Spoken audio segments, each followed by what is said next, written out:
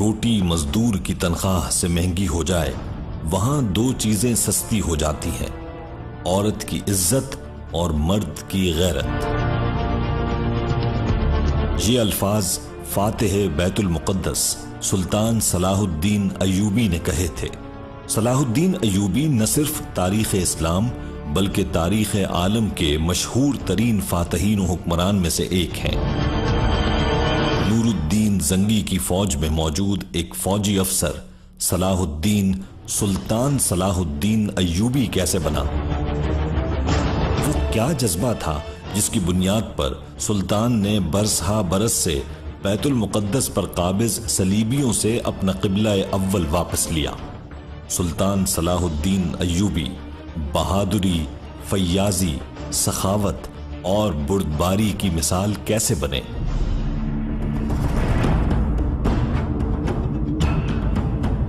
فوج کا ایک سپہ سالار اتنی بڑی سلطنت کا سلطان کیسے بنا؟ اور تاریخ اسلام میں اس عظیم شخصیت نے کیا کارنامے انجام دیے، یہ جاننے کے لیے تاریخ کے جھروکوں میں جھانکنا ہوگا۔ سلطان نے 1187 عیسوی میں یورپ کی متحدہ افواج کو عبرتناک شکست دے کر بیت المقدس ان سے آزاد کروا لیا تھا۔ سلطان کی زیر قیادت ایوبی سلطنت نے مصر، شام، یمن، عراق، حجاز اور دیار باقر پر حکومت کی۔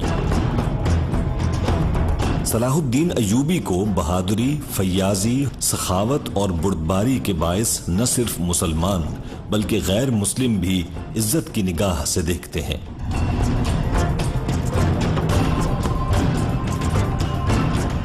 سلطان صلاح الدین ایوبی رحمۃ اللہ تعالی علیہ کا شمار ان عظیم جرنیلوں میں ہوتا ہے کہ جن پر صرف تاریخ اسلام ہی نہیں بلکہ تمام دنیا کے بڑے بڑے جرنیل فخر کرتے ہیں۔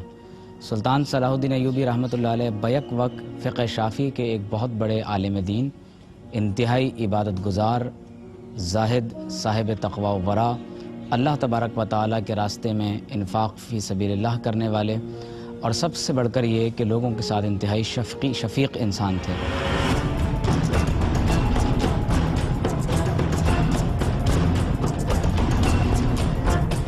سلطان صلاح الدین کی مجاہدانہ زندگی کا آغاز نور الدین زنگی کے دربار سے ہی ہوا تھا۔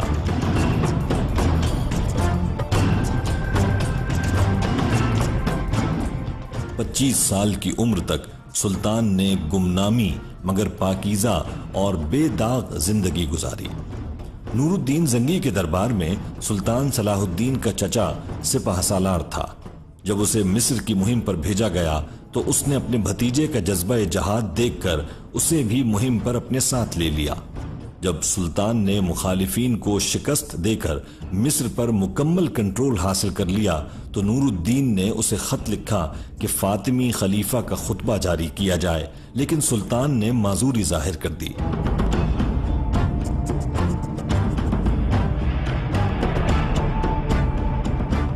نور الدین زنگی کا جو اہم کارنامہ اور کردار بتایا جاتا ہے وہ یہ کہ وہ پہلے بالابق اور اسی طرح دمشق کے علاقوں کے سپہ سالار تھے اور حاکم تھے۔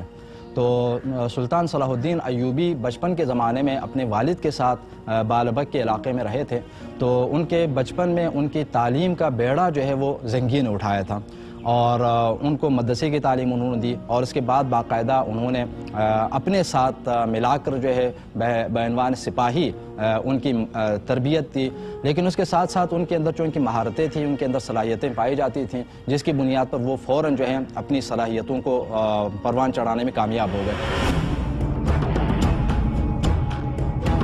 سن 1186 میں مسیحیوں کے ایک ایسے ہی حملے میں رینالڈ نے یہ جسارت کی کہ بہت سے دیگر مسیحی امراء کے ساتھ مدینہ منورہ پر حملے کی غرض سے حجاز مقدس پر حملہ آور ہوا۔ سلطان صلاح الدین ایوبی نے ان کی سرگرمیوں کی روک تھام کے لیے اقدامات کیے اور فوراً رینالڈ کا تعاقب کرتے ہوئے حطین میں اسے جا لیا۔ سلطان نے یہیں دشمن کے لشکر پر ایک ایسا آتش گیر مادہ ڈلوایا جس سے زمین پر آگ بھڑک اٹھی۔ چنانچہ اس آتشی ہال میں 1187 کو حطین کے مقام پر تاریخ کی خوفناک ترین جنگ کا آغاز ہوا۔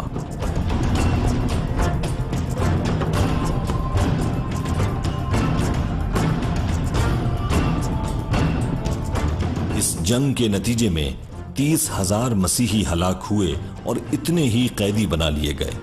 رینالڈ گرفتار ہوا اور سلطان نے اپنے ہاتھ سے اس کا سر قلم کیا۔ اس فتح کے بعد صلاح الدین نے بیت المقدس کی طرف رخ کیا۔ ایک ہفتے تک خونریز جنگ کے بعد مسیحیوں نے ہتھیار ڈال دیے اور رحم کی درخواست کی۔ اس فتح میں بیت المقدس پورے 88 سال بعد دوبارہ مسلمانوں کے قبضے میں آیا۔ اشہد ان محمد رسول اللہ، اور تمام فلسطین سے مسیحی حکومت کا خاتمہ ہو گیا۔ بیت المقدس کی فتح سلطان صلاح الدین ایوبی کا عظیم الشان کارنامہ تھا۔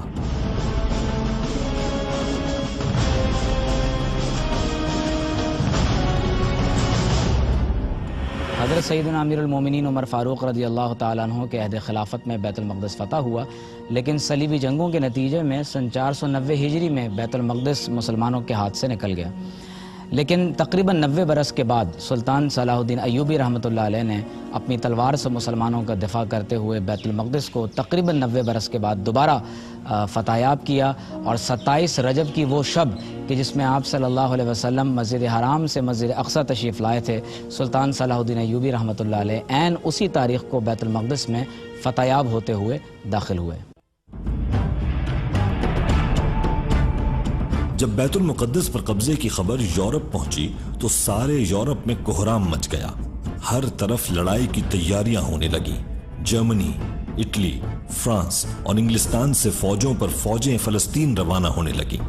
انگلستان کا بادشاہ رچرڈ، جو اپنی بہادری کی وجہ سے شیر دل مشہور تھا، اور فرانس کا بادشاہ فلپ آگسٹس اپنی اپنی فوجیں لے کر فلسطین پہنچے۔ یورپ کی اس متحدہ فوج کی تعداد 6 لاکھ تھی۔ جرمنی کا بادشاہ فریڈرک باربروسا بھی اس مہم میں ان کے ساتھ تھا۔ تاریخ میں مسیحی دنیا نے اس قدر لاتعداد فوج کبھی فراہم نہ کی تھی جو انہوں نے سلطان سے برسر پیکار ہونے کے لیے کی تھی، کیونکہ وہ کسی بھی طور بیت المقدس کو واپس لینا چاہتے تھے۔ مسیحیوں کا بھیجا گیا یہ بھاری لشکر یورپ سے روانہ ہوا اور عکا کی بندرگاہ کا محاصرہ کر لیا۔ اگرچہ سلطان صلاح الدین نے تنہ تنہا عکا کی حفاظت کے تمام انتظامات مکمل کر لیے تھے، لیکن صلیبیوں کو یورپ سے مسلسل کمک پہنچ رہی تھی۔ ایک مارکے میں 10,000 مسیحی قتل ہوئے، مگر صلیبیوں نے محاصرہ جاری رکھا، لیکن چونکہ کسی اور اسلامی ملک نے سلطان کی طرف دست تعاون نہیں بڑھایا، اس لیے صلیبی ناکہ بندی کی وجہ سے اہل شہر اور سلطان کا تعلق ٹوٹ گیا، اور سلطان باوجود پوری کوشش کے مسلمانوں کو کمک نہ پہنچا سکا۔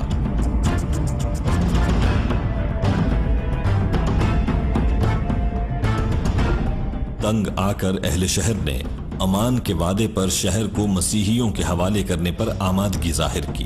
عکا کے بعد صلیبیوں نے فلسطین کی بندرگاہ اسقلان کا رخ کیا۔ اسقلان پہنچنے تک مسیحیوں کا سلطان کے ساتھ 11 بار مقابلہ ہوا۔ سب سے اہم مارکہ ارسوف کا تھا۔ سلطان نے جواں مردی اور بہادری کی درخشندہ مثالیں پیش کیں، لیکن چونکہ کسی بھی مسلمان حکومت بالخصوص خلیفہ بغداد کی طرف سے کوئی مدد نہ پہنچی، لہٰذا سلطان کو پسپائی اختیار کرنا پڑی۔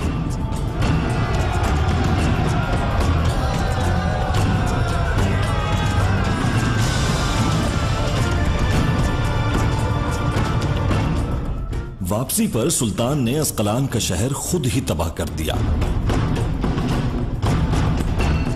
اور جب صلیبی وہاں پہنچے تو انہیں اینٹوں کے ڈھیر کے سوا کچھ بھی حاصل نہ ہوا۔ اس دوران سلطان نے بیت المقدس کی حفاظت کی تیاریاں مکمل کیں، کیونکہ اب صلیبیوں کا نشانہ بیت المقدس تھا۔ سلطان نے اپنی مختصر سی فوج کے ساتھ اس قدر عظیم لاؤ لشکر کا بڑی جرت اور حوصلے سے مقابلہ کیا۔ فلسطین کے نارتھ ویسٹ میں ایک بندرگاہ ہے جسے عکا کے نام سے جانا جاتا ہے، اور سلطان صلاح الدین ایوبی رحمۃ اللہ علیہ کی فوجوں نے بیت المقدس کی فتح کے لیے جب ہیتین سے قبل اس علاقے کا محاصرہ کیا، اور مسلمانوں کے پاس کمک کی کمی تھی، اور مسلمانوں کے پاس ویپن کی بھی کمی تھی، اور ان کے پاس غذا اور دیگر ضروریات اور سامان زندگی جب کم پڑ گئے تو سلطان صلاح الدین ایوبی رحمۃ اللہ علیہ نے 700 مجاہدین کا ایک جہاز مسلمانوں کی مدد و نصرت کے لیے روانہ کیا۔ لیکن یہ تاریخ کا انتہائی افسوسناک واقعہ ہے کہ جب وہ رسد مسلمانوں پر درست طور پر نہیں پہنچ سکی اور تمام تر مسلمانوں کا وہ لشکر چاروں طرف سے دشمنوں کے نرغے میں گھر گیا، تو وہ تمام کے تمام 700 فوجی جو ایک بڑے جہاز میں مسلمانوں کی مدد کے لیے آئے تھے، پہلے تو وہ لڑتے رہے، اپنا دفاع کرتے رہے، لیکن جب انہیں یقین ہو گیا کہ یہ تمام تر سامان حرب و قتال دشمن کے ہاتھوں لگ جائے گا، تو انہوں نے اپنے ہی جہاز میں سوراخ کیا اور ان کا جہاز غرق ہو گیا۔ پوری امت مسلمہ انتہائی غمزدہ رہی اس پورے واقعے پر، لیکن اللہ تبارک و تعالیٰ نے بالآخر ان شہداء کے خون کے طفیل مسلمانوں کو بیت المقدس کی فتح عطا فرمائی۔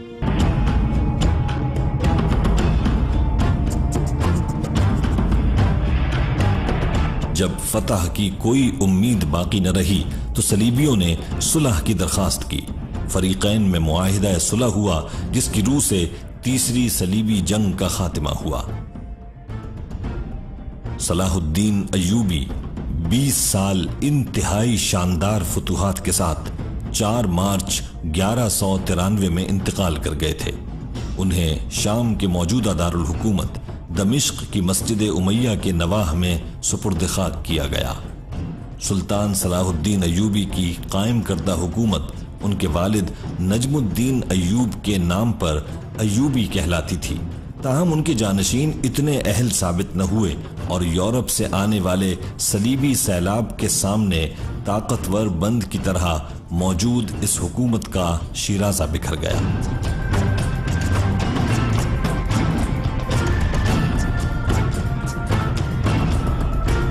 سلطان صلاح الدین ایوبی نہ صرف اسلام کا سپاہی تھا بلکہ ایک عظیم فاتح، عظیم انسان تھا، اور فراخ دلی میں اس کا کوئی ثانی نہ تھا۔ عموماً یہ خیال کیا جاتا ہے کہ جو جنگیں مذہبی بنیادوں پر لڑی جائیں وہ عموماً آتش انتقام سے لبریز ہوتی ہیں، اور بعض اوقات فاتحین صبر کا دامن چھوڑ دیتے ہیں۔ سلطان نے ہمیشہ بردباری سے کام لے کر معاملات کو سلجھایا۔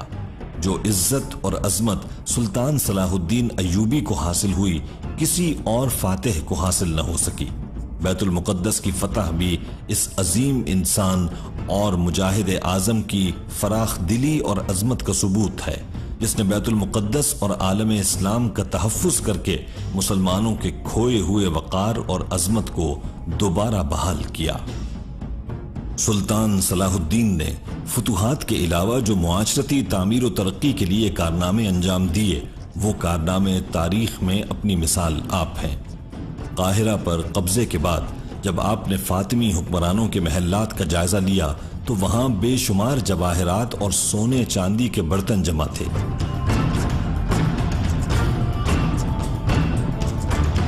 صلاح الدین نے یہ ساری چیزیں اپنے قبضے میں لانے کے بجائے بیت المال میں داخل کروا دی۔ محلات کو عام استعمال میں لایا گیا اور ایک محل میں عظیم الشان خانقاہ قائم کی گئی۔ فاطمیوں کے زمانے میں مدرسے قائم نہیں کیے گئے۔ شام میں نور الدین زنگی کے زمانے میں مدرسے اور شفاخانے قائم ہوئے، لیکن مصر اب تک محروم تھا۔ صلاح الدین نے یہاں کثرت سے مدرسے اور شفاخانے قائم کیے۔ ان مدارس میں طلبہ کے قیام و طعام کا انتظام بھی سرکار کی طرف سے ہوتا تھا۔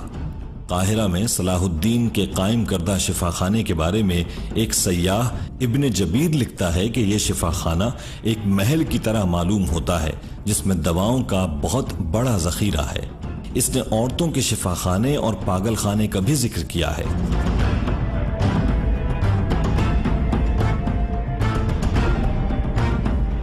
سلطان صلاح الدین ایوبی رحمۃ اللہ علیہ نے مساجد قائم کی، شفاخانے بنائے، مسافر خانے قائم فرمائے، اور سب سے بڑھ کر یہ کہ آپ نے بالخصوص اہل علم اور اہل تصوف کے لیے جو اللہ تبارک و تعالیٰ کا ذکر کرنے والے تھے، آپ نے اللہ کے اولیاء اور ولیوں کے لیے باقاعدہ روزینے اور وظائف مقرر کیے۔ اسی طرح سے جو ملک کے غربا اور مساکین تھے ان کے لیے وظائف مقرر کیے گئے، تاکہ مسلمانوں کا جو طرز حکومت ہے کہ ریاست ایک غریب اور ایک لاچار اور لاوارث شخص کی ذمہ دار ہوتی ہے، سلطان صلاح الدین ایوبی رحمۃ اللہ علیہ نے بھی اسی انداز سے اپنی حکومت کو آگے بڑھایا۔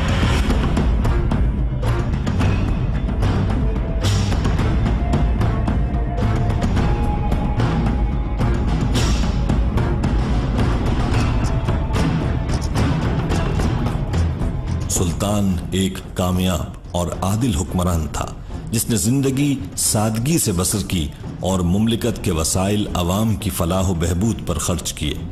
مصر اور شام میں دینی مدرسے قائم کیے اور مسجدیں تعمیر کرائیں، ہسپتال قائم کیے، محتاج خانے تعمیر کرائے۔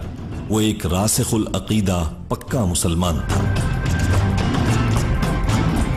جنگی کارناموں اور سیرت کی وجہ سے سلطان صلاح الدین ایوبی کا نام مجاہد اسلام کے طور پر ہمیشہ قائم رہے گا۔